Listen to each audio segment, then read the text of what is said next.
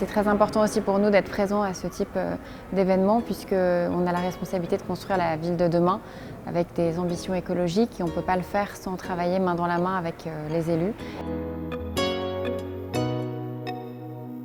Donc je suis très fière déjà de tous les projets qu'on met en place chez Tagerim et qu'on a réalisés au cours de cette année. Mais celui dont je suis le plus fière et qui répond à cette urgence climatique, c'est celui d'implanter des micro-forêts dans chacun de nos programmes.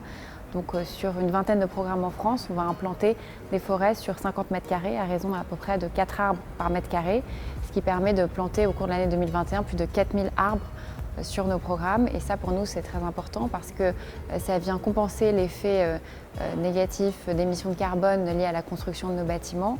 Et à la fois, ça offre aussi une meilleure qualité de l'air, une compensation du bruit, un rafraîchissement aussi de l'ordre de 2 degrés de l'air autour de ces forêts.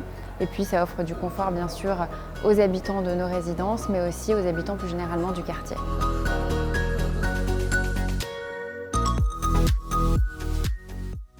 Ce qu'on voudrait mettre en exergue, c'est vraiment valoriser le lien social au cœur de nos résidences et pour ça créer aussi des lieux partagés. Donc on a déjà créé des jardins partagés, des potagers partagés. On met aussi en place des cocotariums, ce qui est un système assez sympathique qui sont des poulaillers urbains dans lesquels voilà, sur les toits de nos résidences, on les positionne et les habitants peuvent venir apporter leurs déchets organiques et récupérer la production d'eux. Donc ça aussi, ça crée du lien social dans nos logements.